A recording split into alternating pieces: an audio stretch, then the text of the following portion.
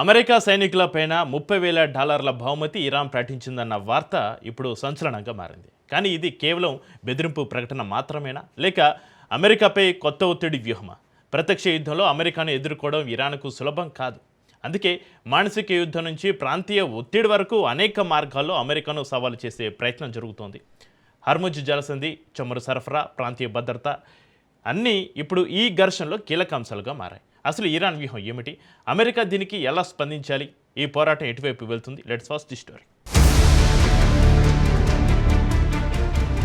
Iran America సైనికులపై $30,000 బహుమతి ప్రకటించిందన్న వార్తను కేవలం బెదిరింపుగా చూడడం సరిపోదు. ఇది ప్రత్యక్ష సైనిక శక్తితో అమెరికాను ఎదుర్కొనే బదులు మానసిక ఒత్తిడి, సమాచార యుద్ధం, అసమాన ప్రతిస్పందనల ద్వారా ఒత్తిడి పెంచేటువంటి ప్రయత్నంగా చూడాలి.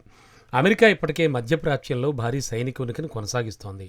ఇరాన్ భూభాగంలోకి అమెరికా సైనికులు ప్రవేశిస్తే పరిస్థితి మరింత ప్రమాదకరంగా మారుతుందన్న హెచ్చరికలు కూడా వెలువడ్డాయి. కానీ ఇక్కడ అసలు ప్రశ్న ఇరాన్ ఎంత పెద్ద బహుమతి ప్రకటించింది అనేది కాదు, ఆ ప్రకటనతో అమెరికా వ్యూహాన్ని మార్చగలదా అన్నదే.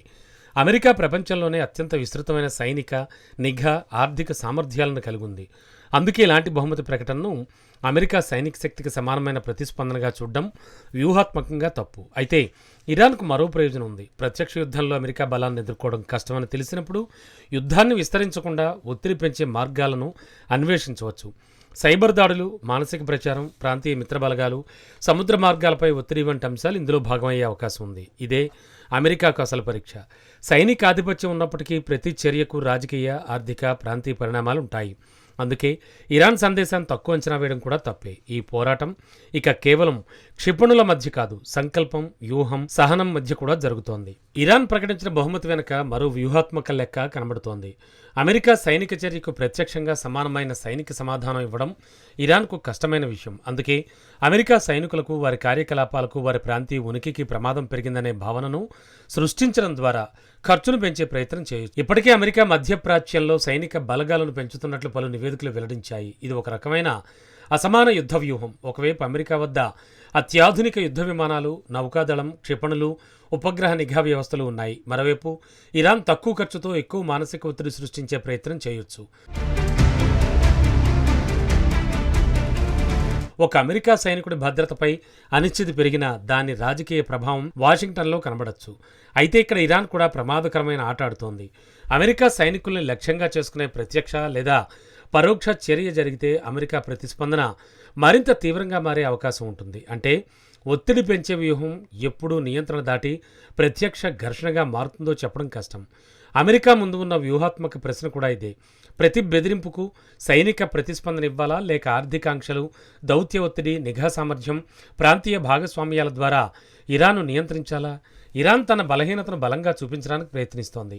అమెరికా తన బలాన్ని ఎలా ఉపయోగించాలో నిర్ణయించుకోవాలి. ఎందుకంటే యుద్ధంలో విజయం కేవలం ఎంత బలంగా దాడి చేశామనే దాంతో కాదు, ఎంత నియంత్రణతో ప్రత్యర్థిని ఒత్తిడిలో ఉంచాము అనే దాంతో కూడా నిర్ణయించబడుతుంది. ఇరాన్ అమెరికా ఉద్రిక్తతను కేవలం రెండు దేశాల సైనిక పోరుగా చూడడం చాలా పరిమితమైన విశ్లేషణ. ఈ ఘర్షణకు ఇంధనం, సముద్ర రవాణా, అంతర్జాతీయ వాణిజ్యం, మిత్రదేశాలు, అణు కార్యక్రమం వంటి అనేక పొరలు ఉన్నాయి. ముఖ్యంగా హర్ముజ్ జలసంధి పరిస్థితి ప్రపంచ ఆర్థిక వ్యవస్థపై ప్రభావం చూపగలదు. సాధారణ పరిస్థితుల్లో ప్రపంచ చమురు సరఫరాలో దాదాపు 5వ వంతు ఈ మార్గం గుండా వెళుతుంది. అందుకే ఇరాన్ అమెరికా సైనికులను లక్ష్యంగా చేసుకుంటామని చెప్పడం ఒక కోణం మాత్రమే. మరో కోణం ప్రపంచానికి సంకేతం ఇవ్వడం. నాపై ఒత్తిడి పెంచితే దాని ప్రభావం మీకు మాత్రమే ఉండదు అనే సందేశాన్ని ఇరాన్ ఇవ్వాలని చూస్తోంది. కానీ ఈ వ్యూహానికి భారీ ప్రమాదం కూడా ఉంది. సముద్ర రవాణా అంతరాయం పెరిగితే చమురు ధరలు పెరగొచ్చు.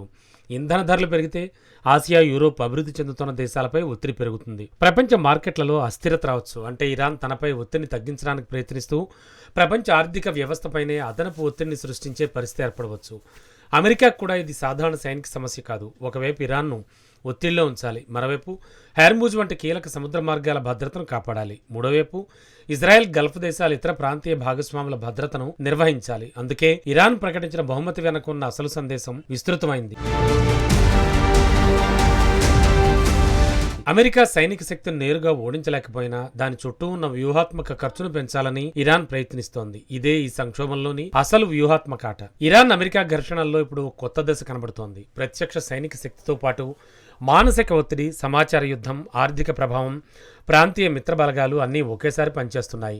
అమెరికా ఇరాన్పై తీవ్రమైన ఒత్తిడి తీసుకురాగలదు. ఇరాన్ కూడా అమెరికా ప్రయోజనాలను ప్రాంతీయ స్థాయిలో సవాల్ చేసే మార్గాలు అన్వేషిస్తోంది.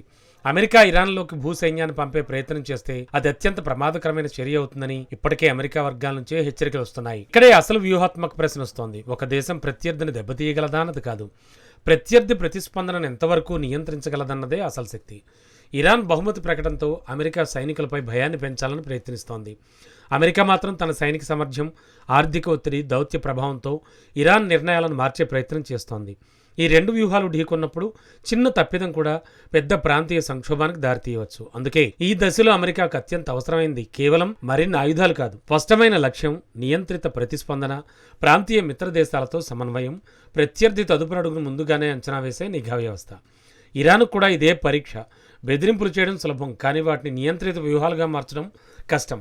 $30,000 బహుమతి ఒక ప్రకటనే కావచ్చు, కానీ దాని వెనక ఉన్న అసలు పోరాటం, ప్రాంతీయ శక్తి సమీకరణాన్ని ఎవరూ తమకు అనుకూలంగా మలుచుకుంటారు అన్నదే. చివరిగా ఈ సంక్షోభంలో గెలిచేది ఎక్కువగా అరుస్తున్న దేశం కాదు, తన శక్తిని నియంత్రణతో, వ్యూహంతో, దీర్ఘకాలిక లక్ష్యంతో ఉపయోగించే దేశమే. $5,000 బహుమతి ప్రకటన ఒక సంకేతం మాత్రమే.